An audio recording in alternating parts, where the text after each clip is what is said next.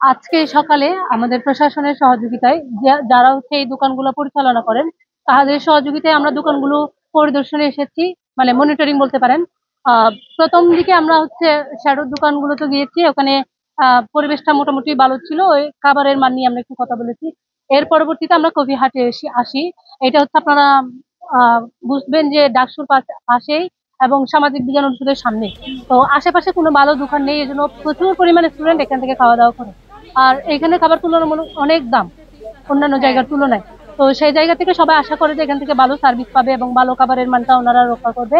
কিন্তু বাইরে থেকে খাবারের সৌন্দর্য সবকিছু ঠিকঠাক থাকলো, ভেতরে যখন আমরা রান্নাঘরে প্রবেশ করি ওখানে দেখি ডাস্টবিনের ডাকনা নেই, ডাস্টবিনে মাছি মশা এগুলো উঠতেছিল।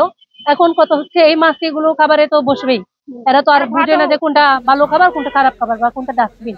তো ওনাকে আমরা বললাম যে ডাকনাযুক্ত ডাস্টবিন যাতে ইউজ করেন, এবং পরবর্তীতে দেখলাম যে আমরা হচ্ছে টেস্টিং সল্ট ইউজ করে এটা পাইছি। কিন্তু ওনাকে বলার পর উনি বলছে এটা মনে হয় চিনি। তখন আমরা দুইজন মুখে নিয়ে দেখি যে আসলে এটা চিনি নাকি হচ্ছে টেস্টিং সল্ট।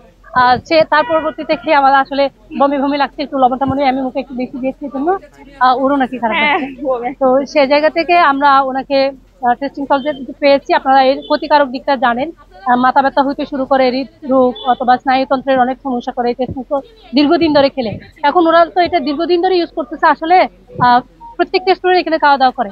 এখন প্রত্যেকটা আমরা জানি যে আমাদের বিশ্ববিদ্যালয়ের প্রতিটা স্টুডেন্ট এখানে আসার পর গ্যাস্ট্রিক আলসার মানে এই ধরনের রোগে একদম সবার এটা কমন সমস্যা, সবারই ওষুধগুলো রেগুলার খেতে হচ্ছে।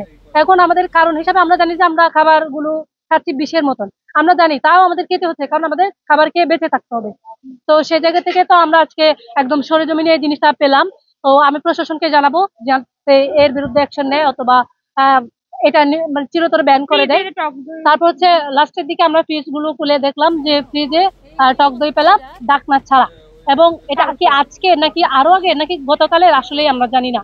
আর হচ্ছে ওটা দেখতে মনে হচ্ছিল মেয়োনিজ বা এরকম কিছু, কিন্তু ওখানে আবার ময়লাও পড়া, কয়েকটা ময়লা আপনারা লক্ষ্য করেছেন কি আমি শিওর জানি না, কিন্তু ময়লাও আছে। এখন কত হচ্ছে ময়লা যুক্ত জিনিস উনি ফ্রিজে রাখলো, নিশ্চিত এটা ইউজ করবে। আর কবেকার জিনিস কোনো ডেট মানে কবে বানিয়েছে এটার কোনো ডেট নেই এবং ডাকনাও নেই। তো এটা আসলে আমাদের শিক্ষার্থীদের হেলথের জন্য অনেক ঝুঁকিপূর্ণ। আমি নিজে তো আসলাম, আমি ওনাদের সচেতন করেছি বা সতর্ক করছি, আমি বারবার এসে তদারকি করে যাব। সে সাথে আমি আজকে যে জিনিসগুলো পেলাম এগুলো আমি প্রশাসনের নিকট পৌঁছাবো যে এই সমস্যা আমি পেয়েছি। আমার কথা হচ্ছে যে দই হোক অথবা বেশ কিছুদিন আগে দোকানে মেবি ফুড পাওয়া যায়।